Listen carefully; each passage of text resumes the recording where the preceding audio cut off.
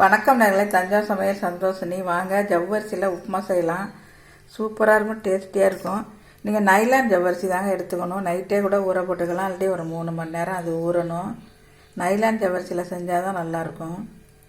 இதை ஒரு 100 எடுத்திங்கன்னா 100 நைலான் ஜவ்வரிசி எடுத்தால் அந்த எந்த கப்பால் எடுக்கிறீங்களோ அந்த கப்பால் ஒரு இது எடுத்தால் 3 கிளாஸ் தண்ணி ஊற்றிக்கணுங்க. தண்ணி ஊற்றி அதே ஊற வச்சிடணும்.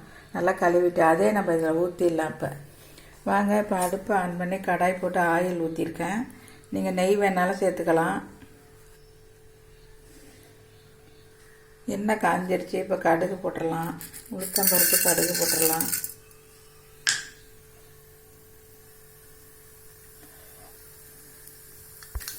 இந்த கடுகு வெடிக்கிறீங்க, கடலைப்பருப்பு போட்டுடலாம்.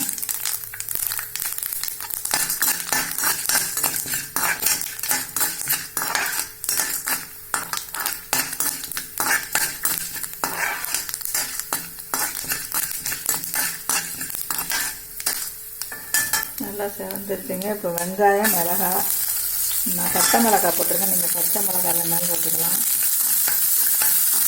கருவேப்பிலை போட்டுக்கலாம்.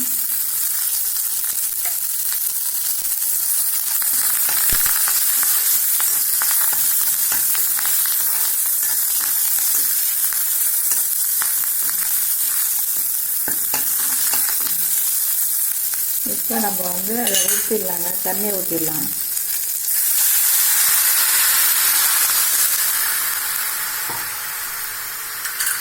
ஜவ்வரிசி ஊற வச்ச தண்ணி அதோட சேர்த்து ஊற்றிடலாங்க. அவ்வளோதாங்க. உப்பு போட்டுடணும்.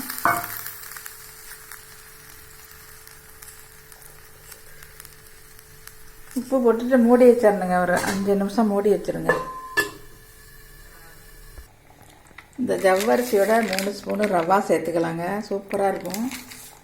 ரவாவும் சேர்த்துருக்கேன். எனக்கு கொஞ்சம் கொதிச்சோன்னா ரவா சேர்த்துருக்கேன். ரொம்ப டேஸ்டியாக இருக்குங்க. இந்த மாதிரி நல்லா கிண்டி வச்சுங்க. நல்லா ஆறுனோன்னா அது கட்டியாயிடும். வயிறு புண்ணுக்கெல்லாம் தேவலாங்க ஜவ்வரிசி.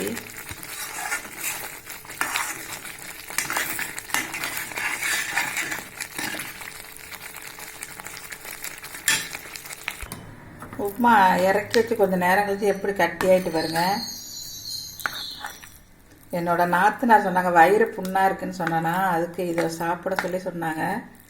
அதனால தான் நான் இதை செஞ்சுருக்கேன். நீங்களும் இதேமாரி செஞ்சு பாருங்கள். டேஸ்டியாக இருக்கும். ஜவ்வரிசி உப்புமா ரெடி ஆயிடுச்சுங்க. சூப்பராக இருக்கும். நீங்களும் இந்த வீடியோ பிடிச்சிருந்தா லைக் பண்ணுங்கள், ஷேர் பண்ணுங்கள், சப்ஸ்கிரைப் பண்ணுங்கள். வாழ்க வளமுடன்.